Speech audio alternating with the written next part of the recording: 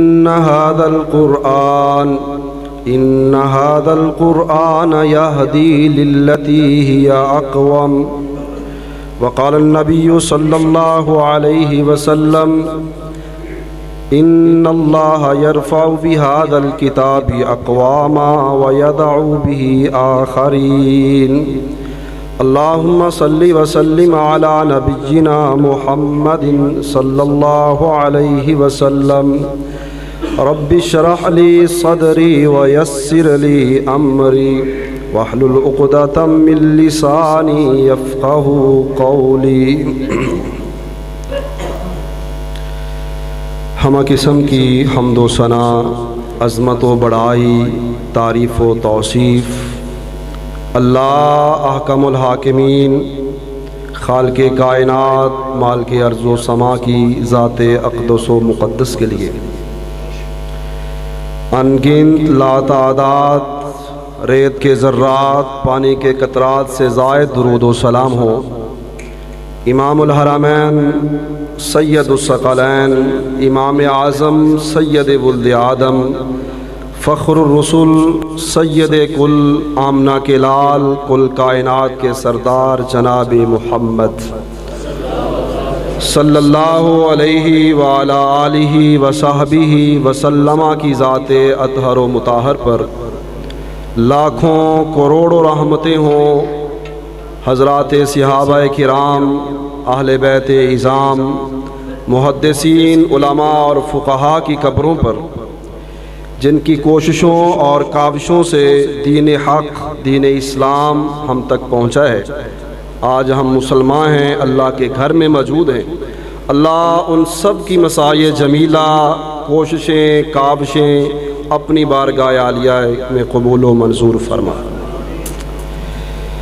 واجب الاحترام بزرگوں، پیارے بھائیوں، نوجوان عزیز ساتھیوں،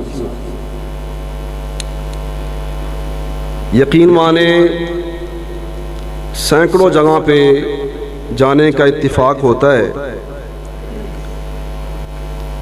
یہاں آج آپ کے سامنے جو اللہ نے کھڑا ہونے کی توفیق دی، جو موقع اللہ نے میسر کیا ہے، میرے پاس الفاظ نہیں ہے. جو جذبات ہیں ان کو میں الفاظ پہنا سکوں. محترم قاری سید عمر فاروق شاہ صاحب کے حوالے سے انسان تب بڑا بنتا ہے جب اس کو بڑا بنانے والے استاد ملتے ہیں، وگرنہ کوئی بھی بڑا نہیں بن سکتا.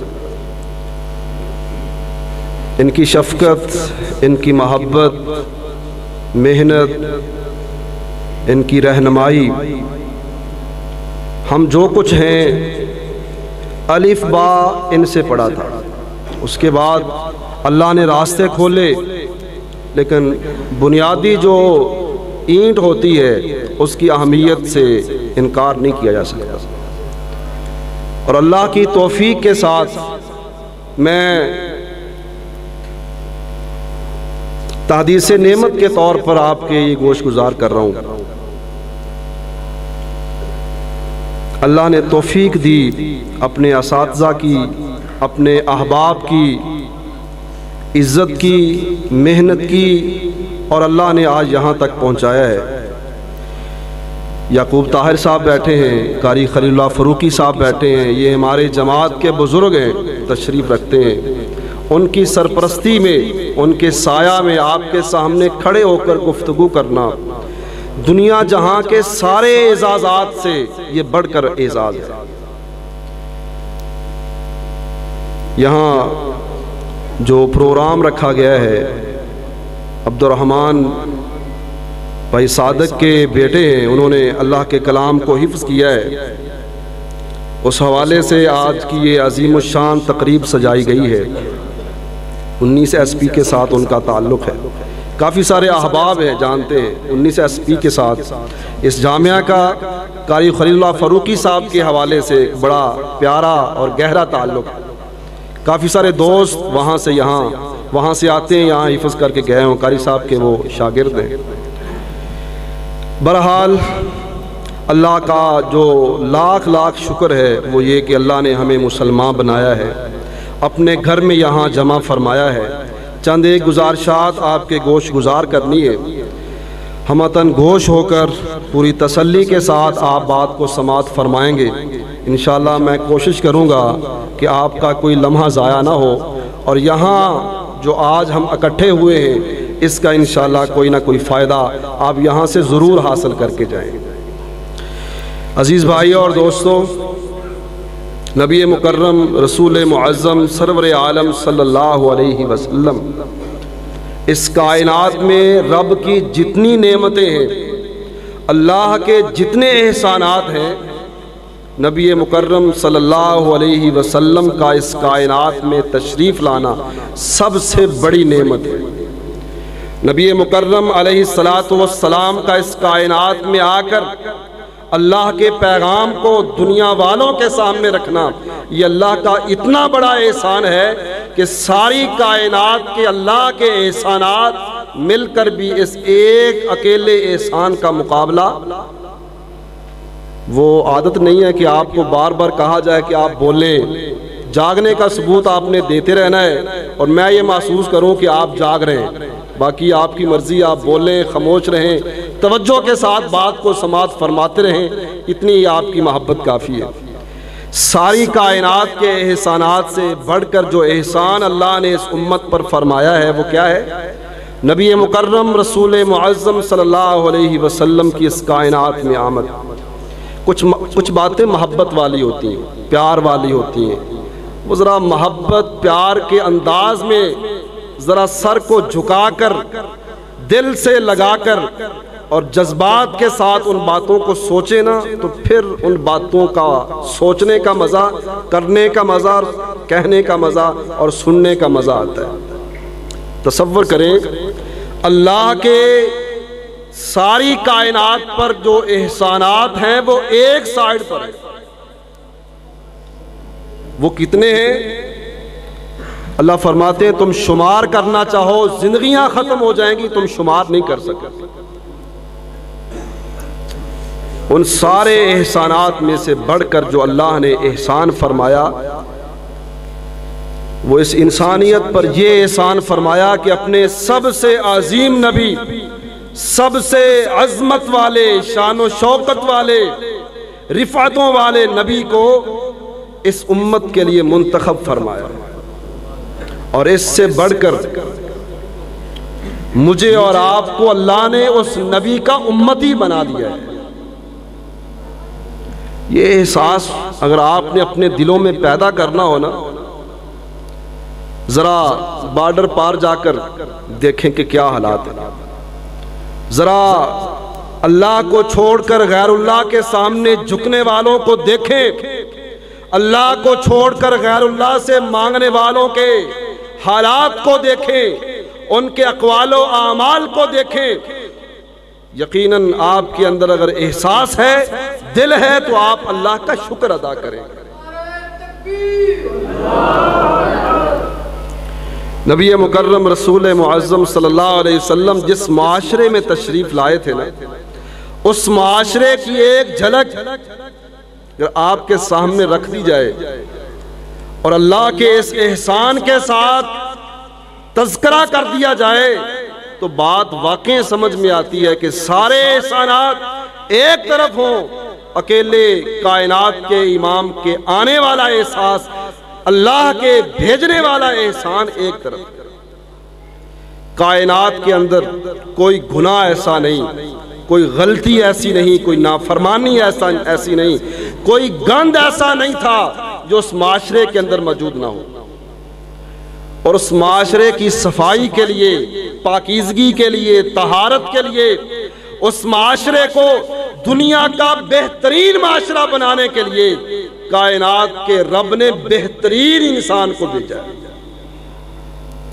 جس طرح کا وہ معاشرہ بن چکا تھا نا، ایسے ویسے انسان کے آنے سے وہ معاشرہ پاک ہونا بھی نہیں تھا۔ ایسا معاشرہ کہ دنیا جہاں کا سارا گند ایک ایسے گند والے معاشرے میں ایک پاکیزہ انسان کو اللہ نے کھڑا کیا، اس پاکیزہ انسان نے 23 سالہ اپنی دعوت کے ساتھ، اپنے پیغام کے ساتھ، اپنے اخلاق کے ساتھ، کردار کے ساتھ ایک ایسا معاشرہ تشکیل دیا، ایک ایسا معاشرہ، ایسے افراد، ایسے لوگ کائنات کے امام نے کھڑے کیے کہ ان کی مثالیں رہتی دنیا تک کے لوگوں کے پاس نہیں ہوگی۔ یہ ہمارا ایمان ہے۔ جس طرح نبی کائنات کے سارے انسانوں سے افضل، اعلیٰ شان و شوکت رکھنے والے ہوتے ہیں، اور نبیوں میں میرے اور آپ کے رہنما جناب محمد کریم صلی اللہ علیہ وسلم سارے نبیوں کے امام ہیں، سارے رسولوں کے سالار ہیں، نبیوں میں سب سے بڑھ کر ہیں۔ اسی طرح امتوں میں یہ امت بھی سب سے اعلیٰ ہے۔ نبی آئے، ان کے صحابہ، ان کے ساتھی حواری موجود تھے، سارے نبی کے سارے صحابہ سے میرے اور آپ کے نبی کے صحابہ سب سے اعلیٰ اور رفع ہے۔ خیر القرون قرنی ثم الذین یلونہم ثم الذین یلونہم، اول انسان سے لے کر آخری انسان تک کائنات کے امام جیسا نہ انسان اس کائنات میں آیا ہے، نہ اس کی امت جیسی امت اس کائنات میں آئے گی، اور امت کے سب سے بہترین جو افراد ہیں وہ حضرات صحابہ کرام ہیں۔ ان جیسے انسان بھی اس کائنات میں دوبارہ نہیں آئیں گے۔ اور کائنات کے رب نے کائنات کے امام کو جو بھی عطا کیا ہے نا، بے مثال عطا کیا ہے۔ کائنات کے رب نے کائنات کے امام محمد کریم علیہ السلام کو جو بھی عطا فرمایا ہے، بے مثال عطا فرمایا ہے۔ امت دی تو امت ساری امتوں میں سے افضل ترین امت دی۔ صحابہ دیے تو صحابہ ساتھی ایسے جانثار، ایسے وفادار کہ جس نے آ کر ایک دفعہ آپ کے ہاتھ پہ ہاتھ رکھ کر بیعت کر لی، اسلام کو، دین کو مان لیا، کائنات ادھر کی ادھر ہو سکتی تھی لیکن اس نبی کے ماننے والے کے پاؤں ڈگمگائے نہیں۔ اس وقت ابو جہل جیسے غنڈے موجود تھے، امیہ جیسے، ابی بن خلف جیسے، عتبہ شیبہ جیسے چدراہٹ پر، سرداری پر ناز کرنے والے لوگ، اور مسلمانوں کو ہر طرح کی تکالیف سے دوچار کرنے والے لوگ۔ لیکن آپ تاریخ کو پڑھ کر دیکھیں، کوئی ایک صحابی، نبی کا کوئی ایک ماننے والا، سب نے آفرز کی، سب نے ریٹ لگائے، لیکن کسی ایک نے بھی ان کی طرف مڑ کر بھی نہیں دیکھا۔ ایسے ساتھی اللہ نے کسی نبی کو نہیں عطا فرمایا۔ اور اللہ نے جو شہر عطا فرمایا ہے مکہ اور مدینہ، آپ علیہ السلام کا زیادہ عرصہ مکہ کے اندر گزرا ہے، آپ کی جائے پیدائش ہے وہ، اور زندگی کی آخری 10 سال آپ نے مدینہ منورہ میں گزارے ہیں۔ 53 سال کا زندگی کا میجر حصہ آپ نے مدینہ مکہ کے اندر گزارا، 10 سال مدینہ کے اندر گزارے۔ دنیا کائنات کے سارے شہروں، سارے علاقوں اور ساری زمین کے سارے خطوں میں سے سب سے عظمت والا، سب سے رفعت والا اگر کوئی شہر ہے تو کائنات میں وہ صرف 2 شہر ہیں، ایک مکہ اور ایک مدینہ ہے۔ شہر بھی عطا فرمائے تو کہنا پڑ رہا ہے کہ بولیں ذرا، شہر عطا فرمائے تو مکہ اور مدینہ، اور وہ بھی بے مثال عطا فرمائے۔ نبی مکرم رسول معظم صلی اللہ علیہ وسلم بیسیکلی بنیادی طور پر امت بنانے کے لیے آئے تھے، اللہ کا پیغام دے کر امت کی تشکیل کر کے ایک دنیا کا بہترین معاشرہ بنانے کے لیے آئے تھے۔ ایک تو آپ کی ذات تھی، آپ کی پاکیزہ زبان تھی، آپ کا اعلیٰ کردار تھا، عمدہ گفتار تھی، اچھا اخلاق تھا، آپ کی تعلیمات، آپ کے ارشادات، فرمودات، یہ ایک سائیڈ پر یہ ساری چیزیں آ رہی ہیں، اور دوسری طرف اللہ نے جو نصاب عطا فرمایا، جو کتاب پڑھنے پڑھانے کے لیے عطا فرمائی، جو کلام عطا کیا، جو کتاب عطا کی، وہ کتاب بھی ساری کتابوں میں سے بے مثال عطا فرمائی ہے۔ ہم تورات کو بھی مانتے ہیں، ہم انجیل کو بھی مانتے ہیں، ہم زبور کو بھی مانتے ہیں۔ 1,00,000 کم و پیش 24,000 نبیوں پر صحیفے نازل ہوئے، ان کی تعلیمات ہیں، ان پر صحائف نازل ہوئے ہیں، کتابیں نازل ہوئی ہیں، ہمارا سب پر ایمان ہے۔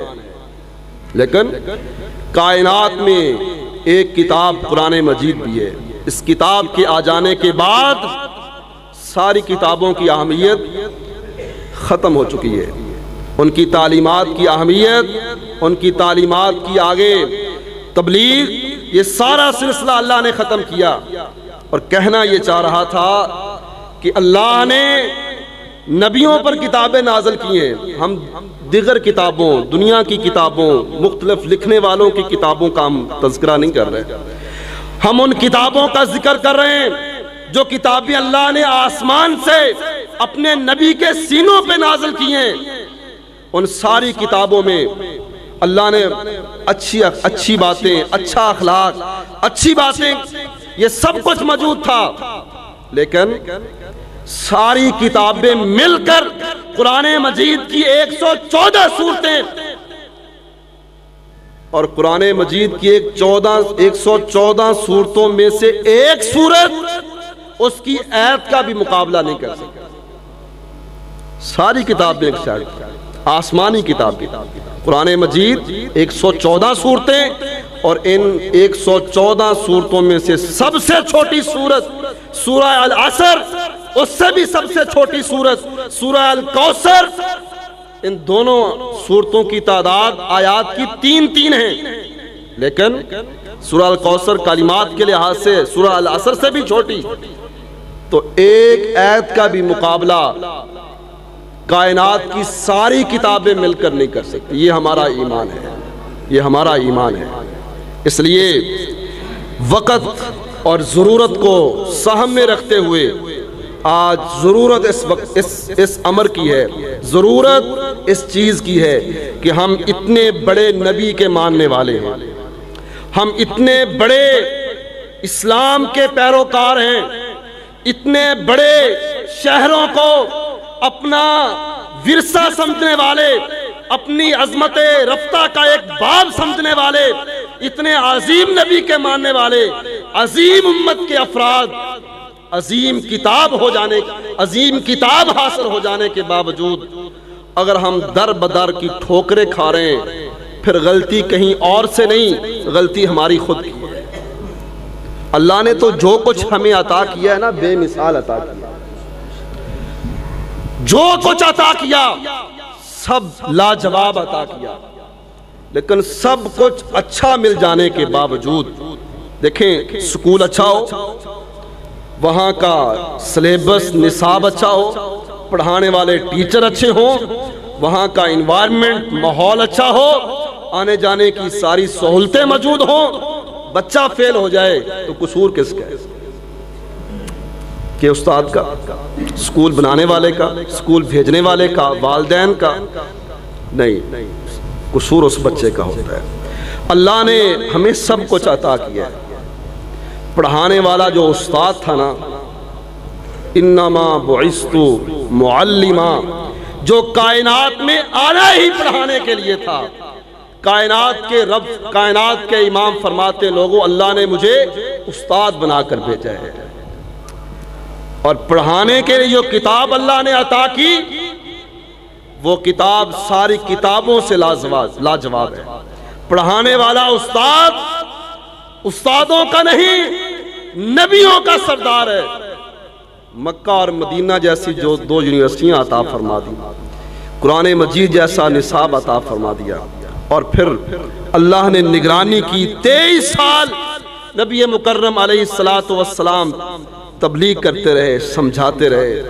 مجھے ذرا بتلائیے، گندے سے گندہ معاشرہ اس عظیم استاد نے اس عظیم کتاب کے ذریعے 23 سالوں میں وہ عظیم معاشرہ بنا دیا تھا، جس معاشرے کی مثالیں آج بھی ہم دیتے ہیں، قیامت تک دیتے رہیں گے، لیکن اس جیسی مثال بنانا یہ دنیا کے لیے مشکل ہے۔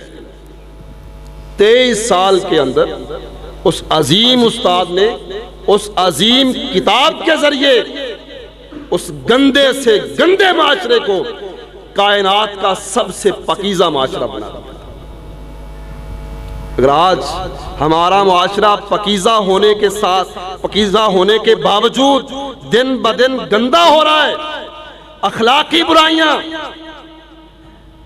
اور معاشی بدحالیاں، ہماری محرومیاں بڑھتی جا رہی ہیں، تو نہ قصور اس استاد کا ہے اور نہ قصور اس نصاب قرآن مجید کا ہے، قصور میرا اور آپ کا ہے۔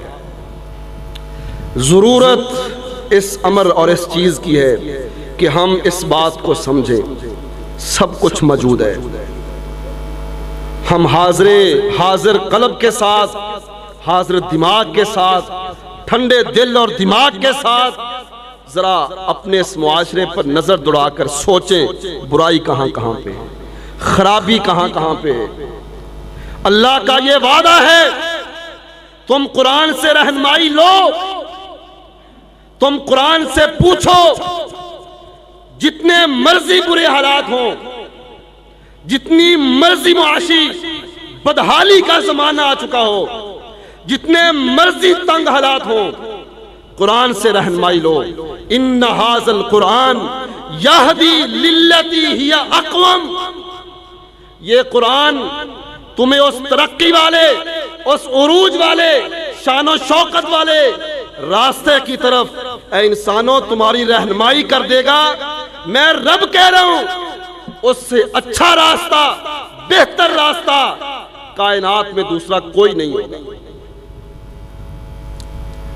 قرآن اس راستے کی طرف رہنمائی کرے گا جس راستے سے سیدھا راستہ، اچھا راستہ، بہتر راستہ کسی تجزیہ نگار کے پاس نہیں ہوگا، کسی اینکر کے پاس نہیں ہوگا، کسی سکولر کے پاس، کسی معاشیات کے پروفیسر کے پاس نہیں ہوگا، اس لیے کہ قرآن تمہاری اس راستے کی طرف رہنمائی کر دے گا جس راستے سے بڑھ کر کوئی راستہ اس کائنات میں ایگزسٹ ہی نہیں کرتا ہوگا، موجود ہی نہیں ہوگا۔ اب اللہ کہتے ہیں تم پوچھو تو قرآن رہنمائی کر دے گا، اگر ہم پوچھیں ہی نہ، قرآن کھول کے دیکھیں ہی نہ، قرآن چل کر آ کر ہمارے کانوں میں وہ بات کرنے سے تو رہا۔ یہ میری اور آپ کی ذمہ داری ہے، ہم حالات کو دیکھ کر ہر ایک سے مشورہ لیتے ہیں، ہم حالات کو دیکھ کر ہر ایک سے ڈسکس کر لیتے ہیں، ہر ایک سے مشورہ لے لیتے ہیں، ہر ایک کو اپنا دکھ، اپنی پریشانی بتا کر رہنمائی لیتے ہیں۔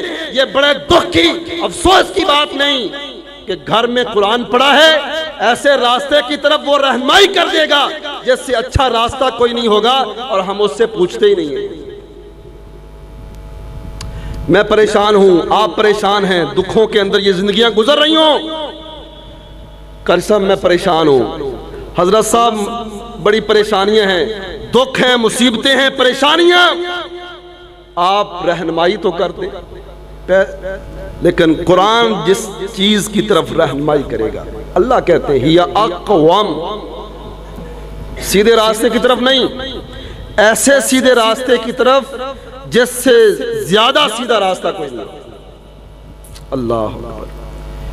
اور دوسرا، یہ نبی مکرم علیہ السلام جس معاشرے میں تشریف لائے تھے، گندا معاشرہ تھا، بد اخلاق معاشرہ، زناکار معاشرہ، سود خور معاشرہ، دنیا کا کوئی گند نہیں تھا اس معاشرے کے اندر نہ ہو۔ اور قرآن اپنی تاثیر رکھتا ہے، دل صاف ہوں تو قرآن اپنی تاثیر رکھتا ہے۔ آپ ایک نہیں، دو نہیں، درجنوں نہیں، بیسیوں نہیں، سینکڑوں واقعات اسلام کی تاریخ سے، نبی مکرم کی زندگی سے، صحابہ کے دور سے آپ کو تاریخ کے اندر ملیں گی کہ سینکڑوں افراد ایسے تھے جنہوں نے قرآن کو سنا، دل سے سنا، اور پھر وہ قرآن والے ہی بن کر رہ گئے۔ قرآن کو سن کر وہ یہ گواہی دینے پر آئے، ہم لوگوں سے سنتے تھے، یہاں مکہ میں آئے تھے تو ہمارے رشتہ دار ہمیں کہتے تھے یہ ایک نبی ہے یہاں پہ کلام سناتا ہے، جادوگر ہے، اس کی بات نہ سننا۔ اگر یہ کلام جس کی ہمارے عزیز و اقارب بات کر رہے تھے اور ہمیں روک رہے تھے، اگر یہ وہی کلام ہے، ہم گواہی دیتے ہیں کہ یہ کلام کسی انسان کا نہیں ہے۔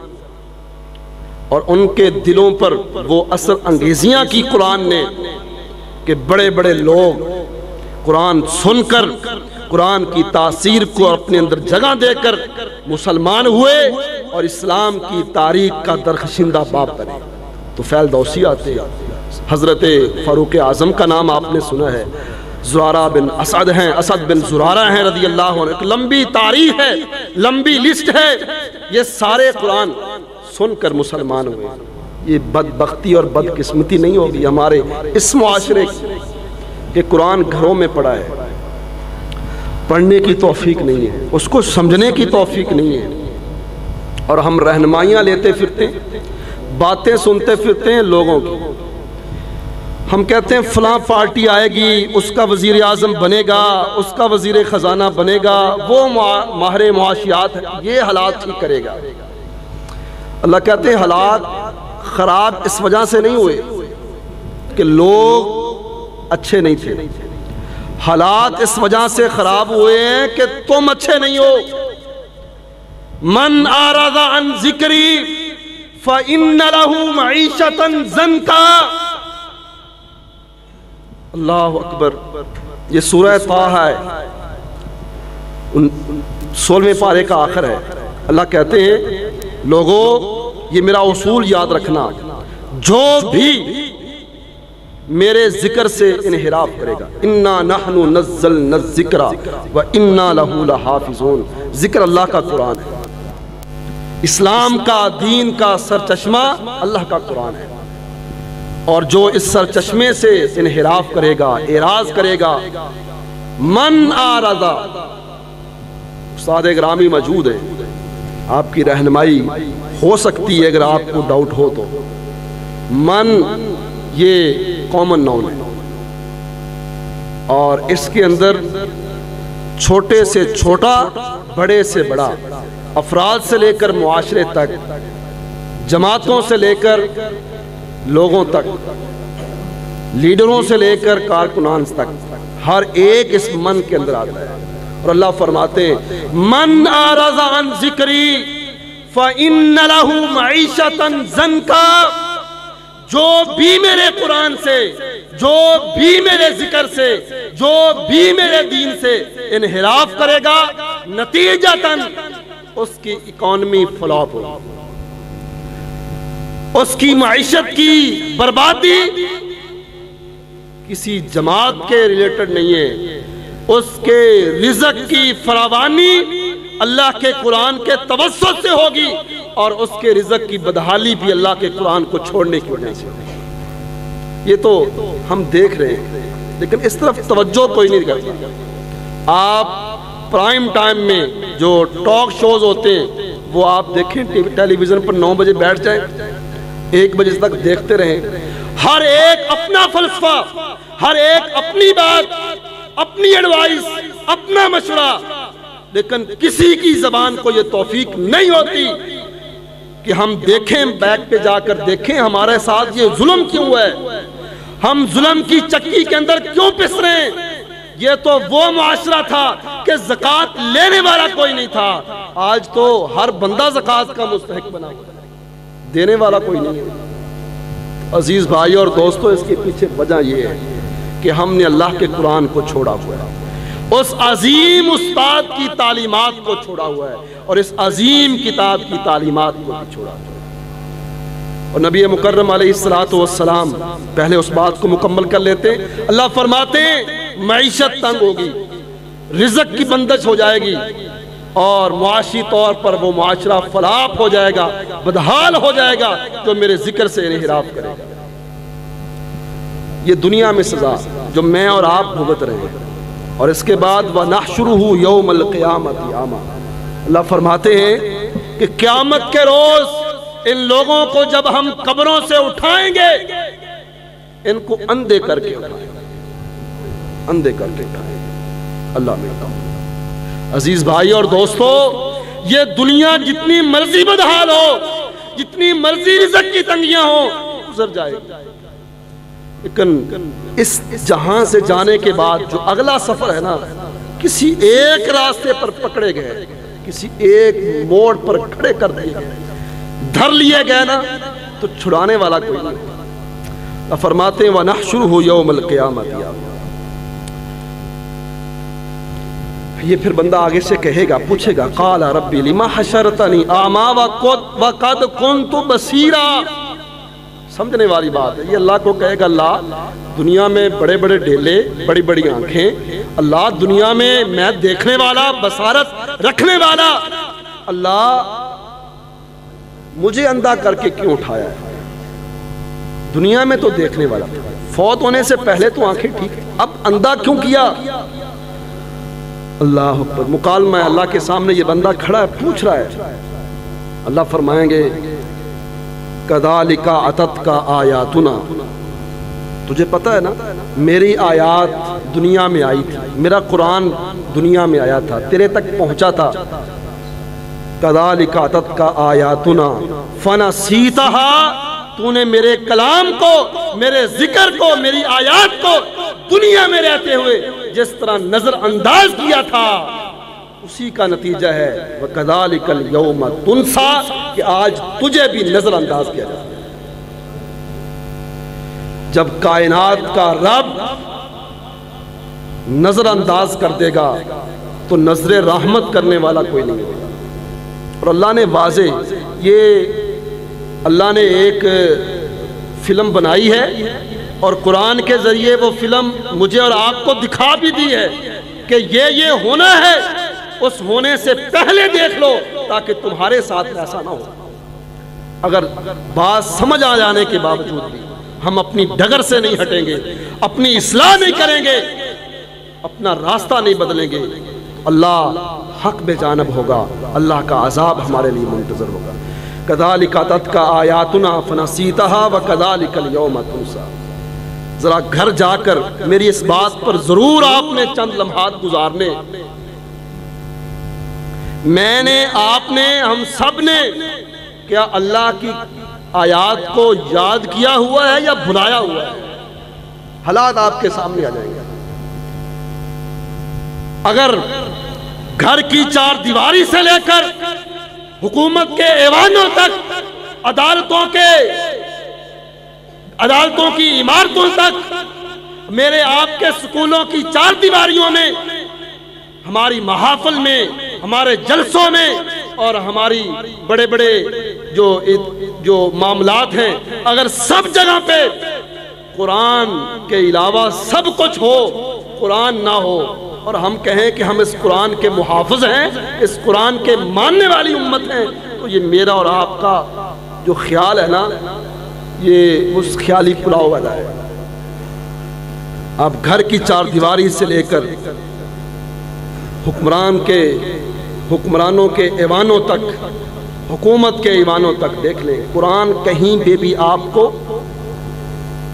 بلند لکھتے ہیں، کہتے ہیں، اس لیے کہ گزارا نہیں ہے، کیسے کہیں کہ قرآن کو چھوڑ کر ہم نہیں، قرآن پہلے ہے جی، لیکن کرنی اپنی مرضی ہے۔ دیکھ لیں شادی بیاہ کے موقع پر سارا، کیا کہوں، وہ لفظ منہ پہ آ رہا ہے، سارا گند ہم کرتے ہیں، سارا گند کرتے ہیں، اس معاشرے کو وہ سارے معاملات کرتے ہوئے کہیں قرآن نظر نہیں آتا۔ وَقَرْنَ فِي بُيُوتِكُنَّ وَلَا تَبَرَّجْنَ تَبَرُّجَ الْجَاهِلِيَّةِ، یہ آیات نظر نہیں آتی، پردے والی آیات نظر نہیں آتی، حیا والی آیات نظر نہیں آتی۔ ساری آیات کو بھلا کر بیٹی کو رخصت کرنے کا وقت آیا جی، قرآن لاؤ، اس قرآن کے سائے کے نیچے اپنی بیٹی کو رخصت کر سکتے۔ پڑھنا نہیں ہے، اس کی تعلیمات کیا ہیں، اس کے اندر لکھا کیا نہیں، تبرک تبرک تبرک، برکت حاصل کرنی ہے، برکتیں ایسے نہیں ملتی۔ اللہ اکبر۔ سارے معاملات میں قرآن کی آیات کو، قرآن کے احکامات کو بھلا کر تم یہ سوچو کہ رب کو دھوکہ دے لیں گے، اس قرآن کو دھوکہ دے لیں گے، ایسا تو نہیں ہونے والا۔ قرآن کو اہمیت گھر کی چادر چار دیواری سے لے کر حکومت کے ایوانوں تک یہ امت دے لے، رب کے گھر میں کھڑا ہوں، اللہ اسی طرح عمل والا معاشرہ اسی معاشرے کو بنا دے گا۔ اس لیے کہ اللہ کا یہ وعدہ ہے، رسول کی زبان سے اللہ نے یہ الفاظ کہلوائے ہیں۔ حضرت فاروق اعظم رضی اللہ عنہ فرماتے ہیں ان اللہ یرفع بہذا الکتاب اقواما ویضع بہ آخرین۔ رسول اللہ صلی اللہ علیہ وسلم فرماتے ہیں لوگوں یہ بات اپنے سینوں میں محفوظ کر لو، دل و دماغ پر نقش کر لو، جب بھی تمہارے اندر زوال کی ایسی کیفیت ہو تو نظر ثانی کر لینا تمہارا قرآن سے رشتہ ٹوٹ چکا ہو۔ جب بھی معاشرے کے اندر بدحالی ہو دیکھ لینا میں محمد تجزیہ دے کر جا رہا ہوں، دیکھ لینا کہ تمہارا معاشرہ قرآن سے دور ہو چکا ہوگا۔ اور پھر اس زوال کو عروج میں، اس تنزلی کو ترقی میں تبدیل کرنے کے لیے وہ بھی میرے امت دیکھ لینا کہ قرآن کو جہاں جہاں تم نے بلایا ہو، جہاں جہاں فراموش کیا ہو، وہاں وہاں پہ قرآن کو اہمیت دے دینا، اللہ تمہاری عزتوں کو بھی بحال کر دے گا، اللہ تمہاری ترقیوں کو بھی بحال کر دے گا۔ اس لیے کہ رحمت کائنات کے وہ الفاظ میں نے اپنے انداز میں آپ کو بتائے ہیں، ان اللہ یرفع بہذا الکتاب اقواما ویضع بہ آخرین۔ کائنات کے امام فرماتے ہیں لوگوں یاد رکھنا اس قرآن کے ذریعے اللہ قوموں کو عروج بھی عطا کریں گے، ترقیاں بھی عطا کریں گے، اور اس قرآن کو چھوڑنے کی وجہ سے اللہ قوموں کو ذلیل و رسوا بھی کریں گے۔ صحابہ اس خیر القرون کی ہم مثال دیتے ہیں، اس معاشرے میں سب سے بڑھ کر قرآن تھا، سب سے بڑھ کر نبی محمد تھا صلی اللہ علیہ وسلم، باقی سب نیچے تھے، اہل و عیال نیچے، خاندان نیچے، احباب دوست احباب نیچے، عزیز و اقارب نیچے، معاشرے کے رسم و رواج نیچے، سب سے سپریم دو چیزیں تھیں، ایک اللہ کا قرآن تھا، ایک نبی مکرم علیہ السلام کا فرمان تھا۔ اور قرآن کے ذریعے تو قرآن کی تو آپ نے بات کر دی کہ اللہ اس کے ذریعے قوموں کو عروج اور اس کی وجہ سے اللہ قوموں کو ذلیل و رسوا کریں گے۔ عروج دیکھ لیں اور صحابہ کا قرآن کے ساتھ تعلق دیکھ لیں، ہماری بدحالی دیکھ لیں اور ہمارا قرآن کے ساتھ تعلق دیکھ لیں۔ 60 سال کا بابا سب کچھ اس کو آتا ہوگا، اگر صحیح پڑھنا اگر نہیں آتا ہوگا تو اس کو قرآن صحیح پڑھنا نہیں آتا ہوگا۔ یہ میں تلخ باتیں نہیں کر رہا، یہ معاشرے کی تلخیاں ہیں، آپ سے میرا کوئی دشمنی والا معاملہ نہیں، ہم معاشرے کی بات کر رہے ہیں اور الحمدللہ ہم اس معاشرے کا حصہ ہیں۔ قاری صاحب آپ کو ماشاءاللہ خطاب کریں گے تو بلے بلے ہو جائے گی، میری چند اس طرح کی باتیں آپ برداشت کر لیں، اللہ آپ کو ہمت توفیق دے اور یہ محبتیں ہماری قائم رہیں۔ نبی مکرم علیہ السلام فرماتے ہیں دو چیزیں اے امت دے کر جا رہا ہوں، جب تک مضبوطی کے ساتھ تھامے رکھو گے کوئی قوم، کوئی معاشرہ، کسی کے افکار، کسی کا سیاسی بیانیہ تمہیں زیر نہیں کر سکے گا۔ امت تم ہمیشہ عروج والے ترقی والے راستے پر رہو گے جب میں محمد کے فرمان کو اور اللہ کے قرآن کو سب سے اونچا رکھو گے، مضبوطی کے ساتھ تھامے رکھو گے۔ یہ کسی سے پوچھنے کی ضرورت نہیں ہے، کسی سے بیٹھ کر ڈسکس کرنے کی ضرورت نہیں ہے، یہ میرے آپ کے اس معاشرے کا ہر گھر، ہمارے گاؤں محلے کی ہر گلی، ہر چوک چوراہا، اس معاشرے کے ہر فرد پر آپ نظر ڈالیں، یہ حقیقت کھل کر سامنے آ جائے گی کہ یہ معاشرہ برباد اس لیے ہوا ہے، یہ معاشرہ برباد اس لیے ہوا ہے کہ ہم نے اللہ کے قرآن کو بھی چھوڑ دیا اور نبی محمد کے فرمان کو بھی چھوڑ دیا صلی اللہ علیہ وسلم۔ اور یاد رکھیں اللہ کی ایک سنت ہے، اللہ کا ایک طریقہ ہے، اور وہ طریقے اللہ کی سنتیں کبھی تبدیل نہیں ہوتی۔ لا تبدیل لکلمات، اللہ جو فیصلہ کر چکے وہ فیصلہ منوان اس امت پر، اس کائنات پر، اس نیلے آسمان کے نیچے، اس پتھریلی زمین پر اس نے نافذ ہونا ہے۔ اللہ کا یہ قاعدہ اور قانون ہے، جو قرآن کو سینے سے لگائے گا، نبی محمد کے فرمان کو پیشانیوں پہ سجائے گا، اللہ انہیں عزتیں دے گا، اور جو ان دو چیزوں سے انحراف کرے گا اللہ اس کو ذلیل و رسوا کرے گا۔ یہ اللہ کا وعدہ ہے۔ آپ عزتیں چاہتے ہیں، مقام، شہرت، شان و شوکت، عزتوں کی بحالی چاہتے ہیں، ایک طریقہ امام مالک رحمہ اللہ امام مدینہ ہیں، فرماتے ہیں اس امت کے پہلے افراد کی، اس امت کے پہلے افراد یعنی صحابہ کرام، اس معاشرے کی ایک جھلک میں نے آپ کے سامنے رکھی۔ فرماتے ہیں اس امت کے پہلے فرد کی جس چیز کے ساتھ تربیت ہوئی ہے نا، اس امت کے آخری فرد کی اسی چیز کے ساتھ تربیت ہو سکتی ہے۔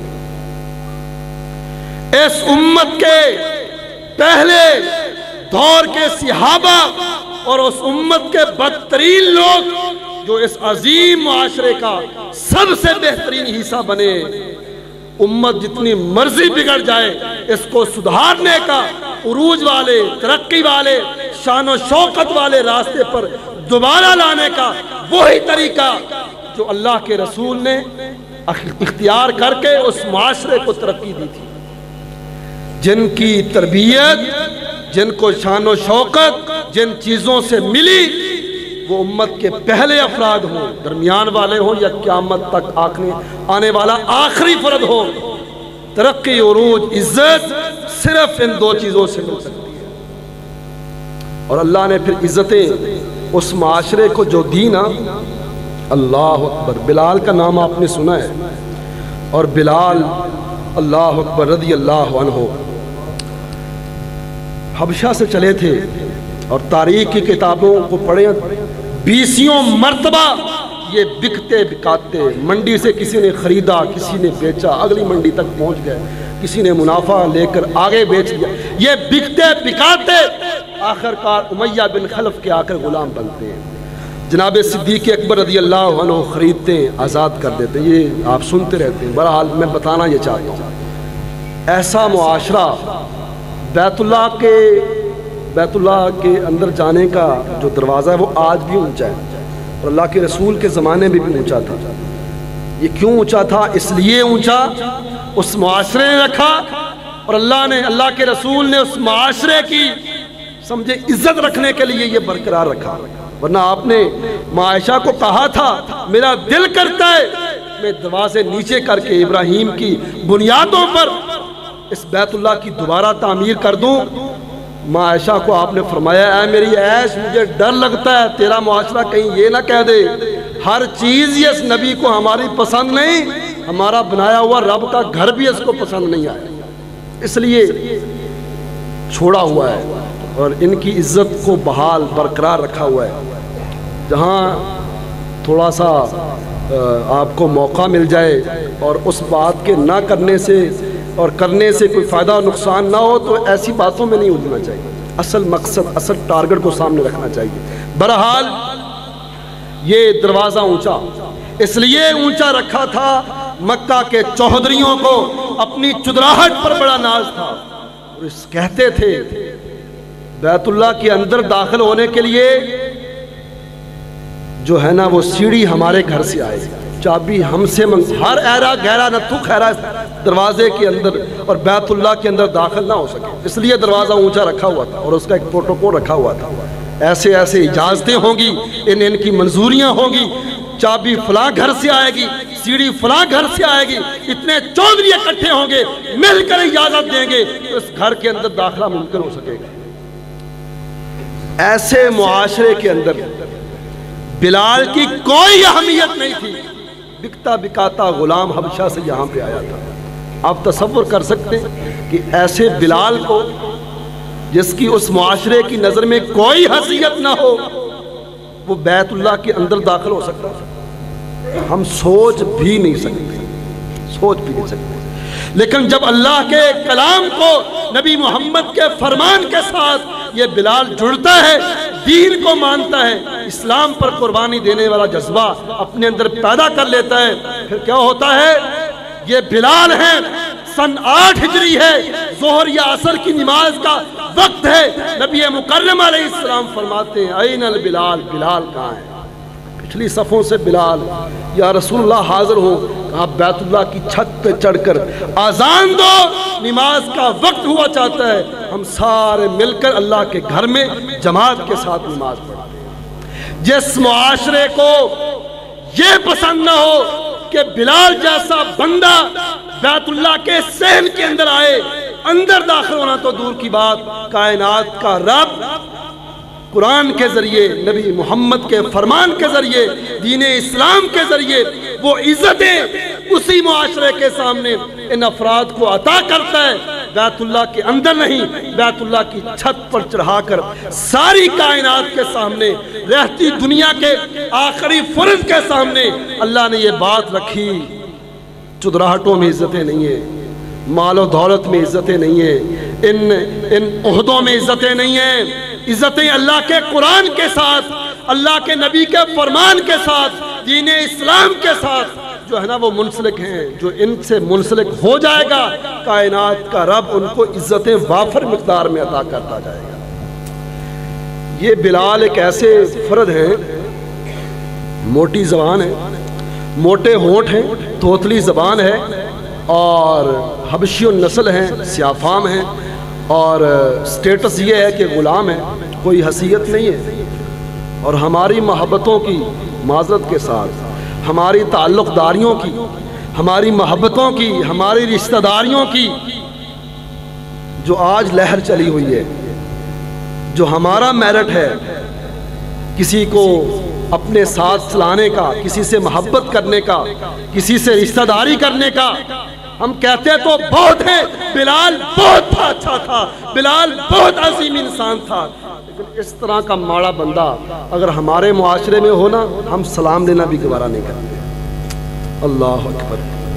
نبی مکرم علیہ السلام کا یہ بلال اسی فتح مکہ کے موقع پر تاریخ طبری میں اور مختلف تاریخ کی کتابوں میں یہ واقعہ نقل ہوا ہے۔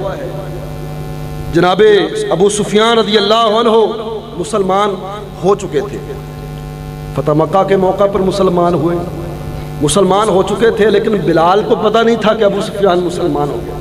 اب بلال کو پتہ نہیں تھا تو بلال کے ذہن میں یہ ساری چیزیں تو تھی نا، کیا کہ یہ ابو سفیان وہ ہے جو احد میں 3000 کا لشکر لے کر لڑنے کے لیے آیا تھا، یہ ابو سفیان وہ ہے جو احد خندق میں 10,000 کا لشکر لے کر آیا تھا، یہ ابو سفیان وہ ہے جس نے صلح حدیبیہ کے موقع پر ہمیں بیت اللہ کا عمرہ کرنے نہیں دیا تھا، یہ ابو سفیان وہ ہے کہ جس سے لڑنے کے لیے ہم 350 پونے 400 کلومیٹر کا مدینہ سے سفر کر کے مکہ آئے ہیں۔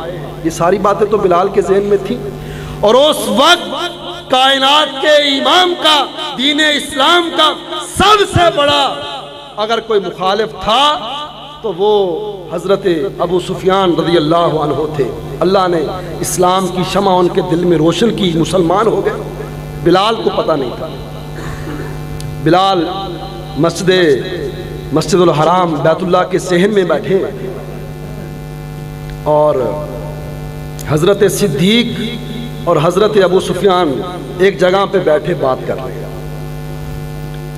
جب حضرت بلال رضی اللہ عنہ نے دیکھا نا تو فوراً صدیق اکبر رضی اللہ عنہ کی طرف بڑھے اور دور سے نا ابو سفیان رضی اللہ عنہ کو 4 سنا دی، کوئی تلخ بات کر دی۔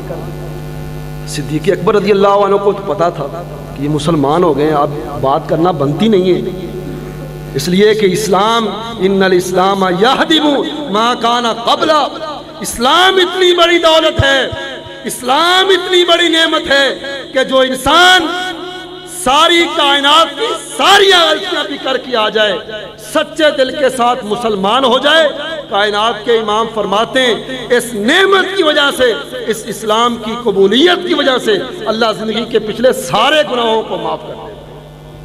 بلال کو پتہ نہیں تھا، تلخ بات کر دی۔ حضرت بلال رضی اللہ عنہ گزر گئے، صدیق نے بلایا اور دور سے ان کو ڈانٹ دیا۔ وہ صدیق رضی اللہ عنہ ڈانٹا، وہ ناراضی کا اظہار کر کے تھوڑا سا آگے بڑھ گئے، اور یہ سب کچھ کائنات کے امام دیکھ رہے تھے۔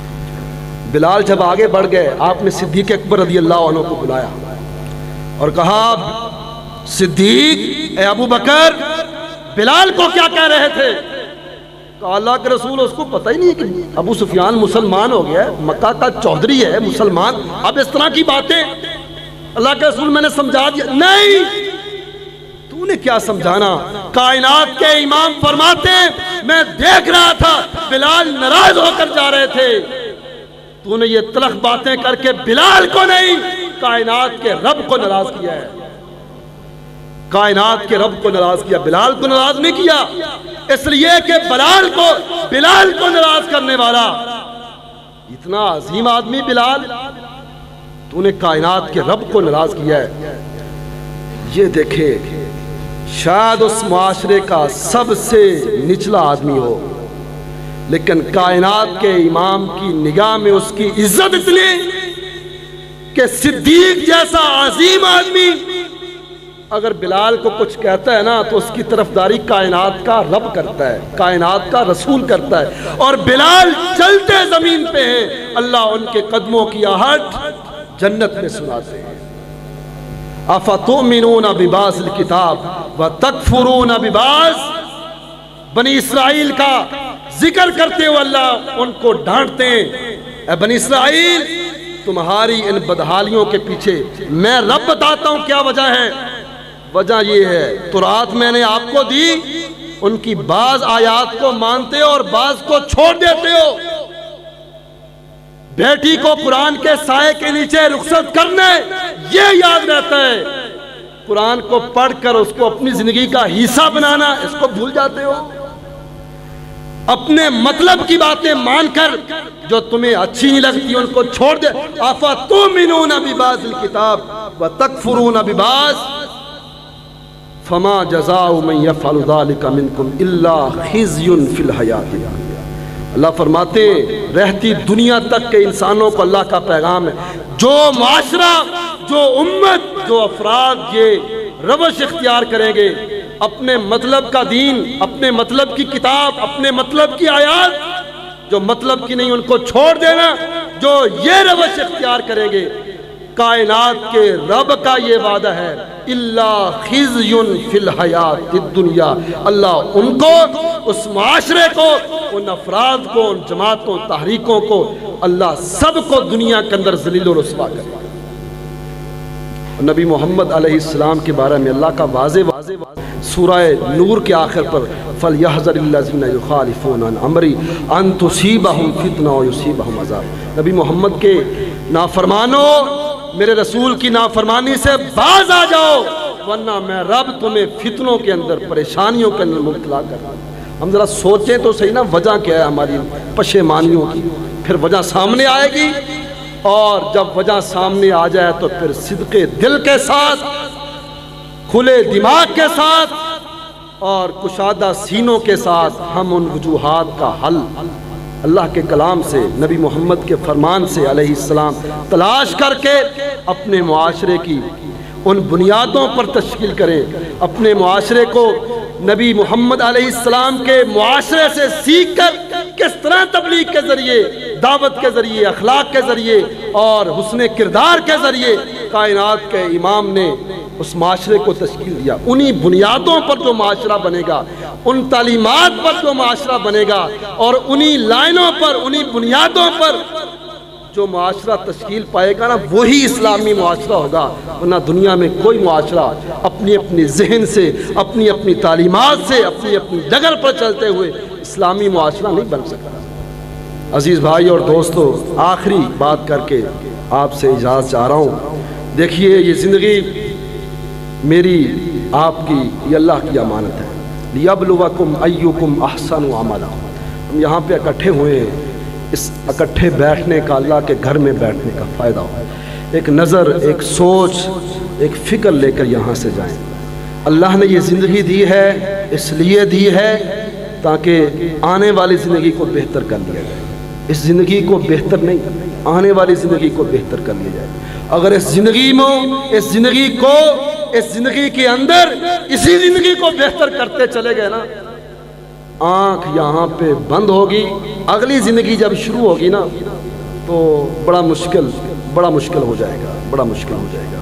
لیبلوکم ایکم احسن عملا، اللہ کا کلام یہ کہتا ہے، زندگی کا مقصد یہ ہے، اللہ موت اور حیات کو بنایا اس لیے ہے کہ تم اس زندگی کے اندر رہتے ہو، اچھے اعمال کرو، اور اچھے اعمال کی بنیاد پر قیامت کے روز فیصلے ہونے۔ کیا میں اور آپ یہ نہیں چاہتے اچھے لوگوں کے ساتھ ہمارا بھی اٹھنا بیٹھنا ہو جائے، اچھے لوگوں کے ساتھ میری بھی پیار محبت والی دوستیاں ہو جائیں؟ کائنات کے امام فرماتے ہیں المرء علی دین خلیلہ، کائنات کے امام فرماتے اس دنیا میں جس سے جو محبت کرتا ہوگا، جو اس کا طریقہ کار ہوگا، اس بندے کا بھی ایٹ دی اینڈ اسی کا طریقہ کار بن جانا ہے، اسی کے دین پر اس نے چلے جانا ہے۔ اگر دوستیاں اچھی ہیں قرآن والوں کے ساتھ، علماء کے ساتھ، اچھے لوگوں کے ساتھ، ہمارا معاملہ بھی اچھا۔ رسول اکرم صلی اللہ علیہ وسلم فرماتے المرء مع من احبا، دنیا میں جس نے جس سے محبت کی ہوگی، قیامت کے روز اسی کے ساتھ اللہ کھڑا کر دے گا۔ اس چیز پر بھی نظر ثانی کی ضرورت۔ معاشرہ اچھا اس لیے نہیں بنتا، اچھے لوگ اچھوں کو پروموٹ نہیں کرتے، اپنے ذاتی مفادات کے لیے برے لوگوں کو پروموٹ کرنا شروع کر دیتے۔ اچھے لوگ ان کی نظر میں اچھے نہیں ہوتے، اچھے لوگ ان کی نظر میں وہ اچھے ہوتے ہیں جن سے ان کے مفادات وابستہ ہوتے ہیں۔ وگرنہ بلال جیسا انسان اگر اس معاشرے میں ہونا تو صحیح بات یہ ہے، محبت پیار کی باتیں اپنی جگہ پہ، لیکن صحیح بات یہ ہے اپنے معاشرے میں دیکھیے بلال جیسا کوئی بندہ آپ کو ملے اور اس معاشرے کے اندر لوگوں کا ان کے ساتھ کیا رویہ ہے آپ کو سمجھ آ جائے گا۔ باتیں کرنا بڑا آسان ہے لیکن ان کو عملی جامہ پہنانا، زندگیوں کی قربانی دینا، اپنے مفادات کو چھوڑ دینا، اللہ رسول کے لیے سب کچھ قربان کر دینا اور پیچھے ہٹ جانا، یہ بہت مشکل ہے۔ رحمت کائنات علیہ السلام سے محبت ہوگی تو قیامت کے روز ان کے ساتھ، صحابہ کرام کی تعلیمات سے محبت ہوگی تو ان کے ساتھ، قرآن سے محبت ہوگی۔ الماہر بالقرآن مع السفرۃ الکرام البررہ، کائنات کے امام فرماتے ہیں قرآن سے دنیا میں محبت رکھنے والا قیامت کے روز بڑے بڑے عظیم الشان اور بزرگ فرشتوں کے ساتھ، نبی محمد کا ساتھ، صحابہ کا ساتھ، قرآن کا ساتھ۔ اگر اس قرآن کو ہم نے اسی طرح چھوڑے رکھا، اس امت کے پاس ایک ہی سہارا ہے نبی مکرم علیہ السلام کی شفاعت کا، ورنہ یہ امت اپنے اعمال سے شاید اللہ کی رحمتوں اور مغفرتوں کو حاصل نہ کر سکے۔ نبی مکرم علیہ السلام کی شفاعت سے اللہ بے حساب لوگوں کو معاف کر دیں گے، لیکن وہی نبی سفارش والا، شفاعت والا، رحیم کریم رؤوف نبی، سورہ فرقان میں اللہ کہتے ہیں یہی نبی آ کر میرے دربار میں کہے گا، اس امت کی شکایت لگائے گا کیا؟ وقال الرسول یا ربی ان قوم اتخذوا هذا القرآن مجبورا، اے اللہ میں اس امت کا نبی محمد کہہ رہا ہوں، اپنی اس امت کی تیرے سامنے شکایت کر رہا ہوں، یہ میری بدبخت امت تھی جس نے تیرے قرآن کو دنیا میں چھوڑ دیا تھا۔ یہ شکایت لگ گئی نا، نظر ثانی کر لے، سوچ لیں، یہ شکایت لگ گئی، میرا آپ کا بچنا کچھ نہیں۔ اللہ سے ہم دعا کرتے ہیں اللہ ہمیں سمجھ کی توفیق عطا فرمائے، اللہ سعادت والی زندگی عطا فرمائے، ایمان والی موت عطا فرمائے، اللہ سب کو سلامت رکھے۔ اللہ یہ علماء کا گلدستہ ہے، اللہ ان کی سرپرستی ہمارے سروں پر اللہ قائم رکھے۔ محترم قاری صاحب کا، محترم شاہ صاحب کا سایہ تا دیر اللہ ہمارے سروں پر قائم رکھے۔ انہی الفاظ کے ساتھ آپ کی دعائیں لیتے ہوئے رخصت ہو رہا ہوں۔ اپنے اس چھوٹے بھائی کو، اپنے اس بیٹے کو ہمیشہ اپنی دعاؤں میں یاد رکھیں۔ اللہ دین کا کام کرنے، دین پر عمل پیرا ہونے کی اللہ ہم سب کو توفیق عطا فرمائے۔ وما علیہ الا البلاغ۔